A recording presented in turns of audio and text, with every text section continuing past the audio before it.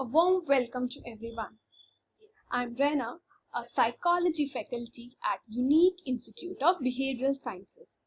And today, we all are being connected here through this webinar so that we can have more insight about how can you prepare better in psychology for your UGC NET examination. Through this webinar, you'll get more information regarding how can you make most of your preparation time, how can you actually build strong hold on the core concepts, how can you utilize your previous year question papers knowledge, certain important tips to cater the needs of paper 1 as well, what should be revised and how that revision could be done. We'll also tell you the time management strategy to complete your online exam, and of course there are a few myth busters, and finally the live doubt session.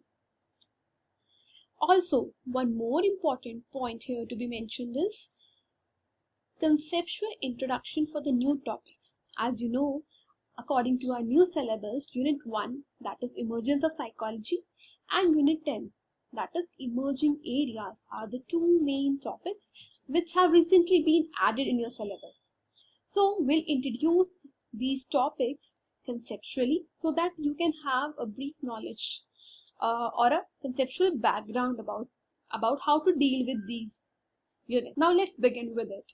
So let us continue. So we were discussing, in order to proceed with your preparation, first you need to know the qualifying marks.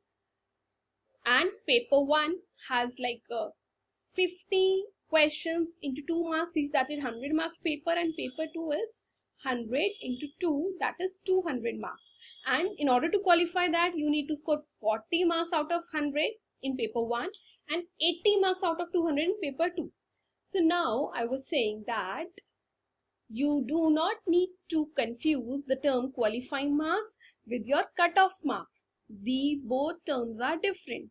So here the term qualifying marks means that your exam paper or your answer sheet will only be acknowledged and considered for further cutoff only if you will get 40 marks in paper 1 and 80 marks for paper 2. So this is the basic eligibility criteria in order you want your paper to be checked further or to be considered or acknowledged further for the assistant professorship or JRF, right? And other category, like instead of journal, they do have certain relaxation. So they have like 35 marks out of 100 and 70 marks out of 200 as their basic eligible qualifying marks criteria. Okay, now the second thing is how such like your basic cutoff is calculated. So what UGC NET do is they only considered 6% of all the candidates. Okay, 6% of candidates to be selected for your assistant associate professorship. Okay, and then only those top 6% is awarded NET. That means they become eligible as an assistant professor. But if you are aiming at JRF, okay, then that JRF is basically a certain number of candidates who are selected like among these 6%, the top high rankers among these 6%. Okay, but don't worry, this is not as difficult as seems, but certain things you should know about. Now we come to the cutoff.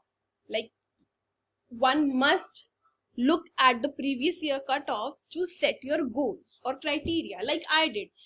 When I cleared JRF, so I initially studied the cutoff, like what is the pattern of cutoff, so that I can like mark my goal. How much should I work or how much should I score? So here you can see, like if we talk about July 2018 exam, which actually I cleared, so the cutoff was 64.67 this was in percentage. 64.67% for, this is for JRF, and this is one is for net, that is for assistant professorship, that is 56. So there is a like approximately 10 unit difference between JRF and net. So it depends at what you are aiming at. Are you aiming at net, or are you aiming at both net and JRF, right? So from this table you can study the pattern, like if one belongs to other category, then there is certain relaxation, like then net 56, then 49, then 46. So there is certain relaxation. Now if I talk about just 1 year before, like November 2017, so at that time JRF cutoff was 27.29 and net cutoff was 54.86. So now compare it, like July 18 has 2%, 56 here, 54 here, 2% more. So there is a fluctuation. The cutoff is being enhanced by year. Now if we try to move further, in December 2018, at that time the cutoff was 62.67 for JRF and 56 again for net. So this is like quite equivalent with the July month of 2018.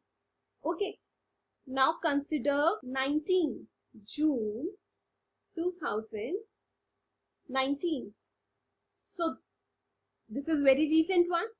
The cutoff was 65.33 and 57.33 for net. So which basically exceed the above one. Okay, so now this simply gives you a target that if you like if you are aiming at net only, and still now 57 is the upper limit, so you can make a goal at 60%, like you need to score 60%. Okay, now 60% means how many marks? 3% of 300. So that will be 180 marks out of 300, which is not that difficult. You can see that you need to score 180 out of 300. Okay, and you can be like qualified with your net exam with flying colors. But if you're aiming at JRF, then the upper limit is being 65 point something.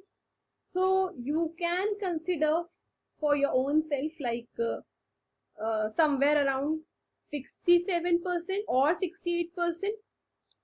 Then the criteria would be again 67% into 300, that is okay. So it will be somewhere around this, like 200. So this helps you in setting up your goal. That means approximately if you are aiming to score 200 out of 300, then no one can stop you from clearing your net.